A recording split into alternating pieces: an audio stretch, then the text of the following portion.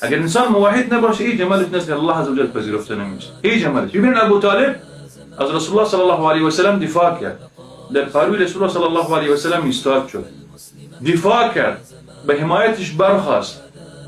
تمام تکالیف که رسول صلی الله علیه و سلم در راه دعوت متحمل شد، همچون مشقات تکالیف ابو طالب هم متحمل شد.